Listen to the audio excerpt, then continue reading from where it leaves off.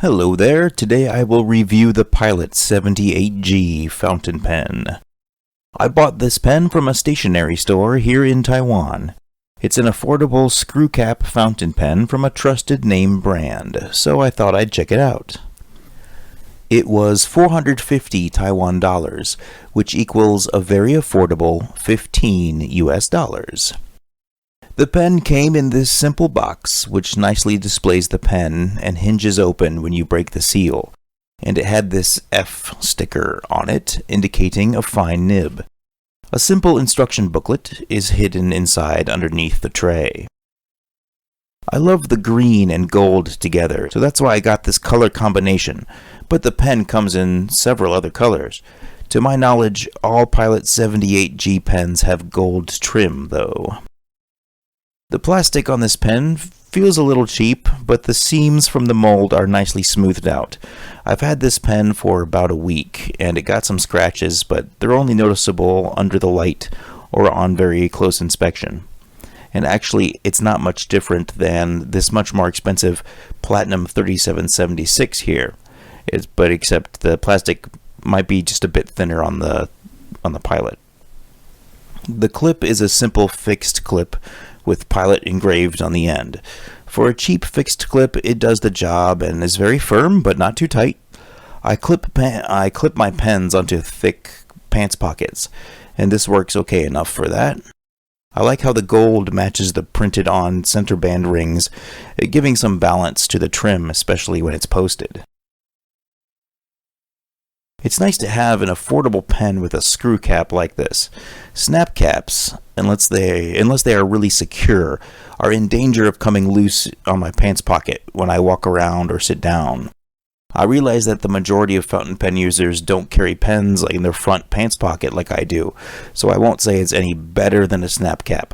However, for those who prefer a screw-on cap, this is a great find for a $15 pen.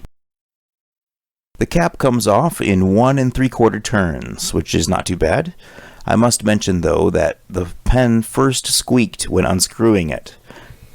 I think that the threads were not smoothed out, and so some of the micro burrs needed to be worked out of here. And after a week of use, those must have worn away, because the pen doesn't squeak anymore. The nib matches the trim with its gold color. It's just stainless steel, though. The nib writes smoothly, which I'll show later, but it's a bit of a nail. That is, it's quite rigid. It's also thin, like the Pilot Kakuno and Pilot Metropolitan nibs. The feel of thin metal is not my preference. I prefer those thicker, generic iridium point Germany nibs for feeling more robust, and less like a smoothed needle and more like actual rigid metal that could take a little pressure and flex. Although this one can take some pressure and it doesn't bend, but it just gives the feeling as if it will bend, even though it may not. It's just kind of a little bit unnerving, I guess, since I'm not used to it. The nib, it can be swapped with the Metropolitan and the Kakuno, because they're all both Pilot nibs, and it has the same shape and the same feed. The nib does look different, however, than those, with this gold coating, but also the words engraved on the nib. I mean, first, look at the picture on the nib on the back of the box. It says, Pilot Quality Japan, but on the nib itself, it says, Pilot Super Quality Japan, and then the F for fine.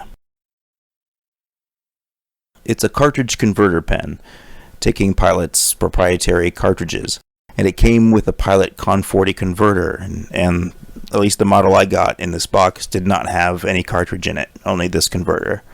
The Con 40 converters don't hold too much ink, but this pen with a fine nib writes with a very fine line, so it doesn't use up ink very quickly. Right now I have JC Studio Turquoise ink in here now, which is very similar to Pilot Iroshizuku Amairo. It's basically a nice sky blue. Weight-wise, the pen is very light due to mostly plastic parts and good quality but thin metal.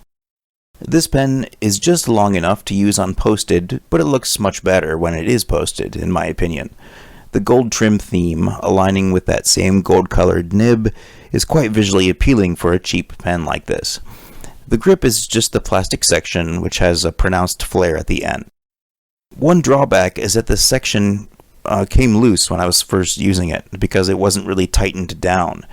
And so you kind of have to tighten it down a little hard to make sure that the section is really screwed into the barrel.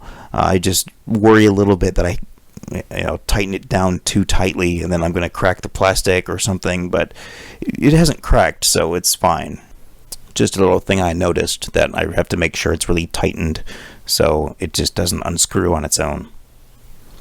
And now a writing sample. Fine point nibs like this, by their nature, they're not going to be as buttery as a broad nib. Providing they're both properly tuned. Nonetheless, this pen wrote very, very well out of the box with a consistent, thin line. I often have to adjust nibs on every pen that I buy to make sure that they're aligned properly or smoothed out and all that, or that the tines provide the right ink flow. But this one was perfect right out of the box, worked very well. I think it's kind of rare for a pen at this price point to just, or any price point, to write exactly as it should right out of the box. Look at how I can write with this very quickly and the feed keeps up and the line width remains consistent. Sometimes you write with a pen quickly and the line will thin out a little bit because the ink can't keep up, and then you write slowly and it gets a little thicker because it's feeding more ink into it because it has the time for it to catch up or soak into the paper. This pen is nice in that slow or fast, the line width stays a nice thin equal width. For flex, I often say that a pen has decent flex if it can jump at least 2 nib sizes. So with pressure, this pen goes from a fine to a medium. So it's not particularly flexy, but the line variation is there and it is noticeable. It writes a bit similar to my Platinum 3776 here, which has an extra fine 14 karat gold nib. That one does have a bit more variation, but this can compare and be a good substitute, a good cheap substitute rather. They both have that cool old postcard look when writing cursive. I think that's a good thing about very fine nibs when you add some pressure to them. If they have a little bit of flex, like even just minor flex like these do, then yeah, they have that nice old postcardy look, as I like to call it. So, do I recommend this pen? Yes, if it's there to buy and you find it appealing. Well, this is a workhorse pen. It's the trusted Pilot brand, and also my experience using this pen tells me that this pen will always work, will always flow consistently with a nice thin line, and it's always going to work. And so I think this pen represents the quality standard of entry level into a good screw cap cartridge converter pen. On the downside, it's plasticky and really lightweight, and it lacks the feel of any luxury, although I do think it looks pretty nice. And again, that thin, rigid nib is not my ideal writing experience. But at this price, I do feel that it's a step above other cheap pens. Pilot did a good job of creating a bargain product without cutting corners, because it wrote perfectly to its potential right out of the box. So I do recommend this pen, certainly to beginners who aren't experienced with tuning their own nibs. However, for a beginner, I might recommend the medium nib because that might write a little more smoothly. I don't know if this even comes in broad. I don't think it does. But a really thin line like this is maybe not ideal for someone who's looking to feel the great smoothness of fountain pens.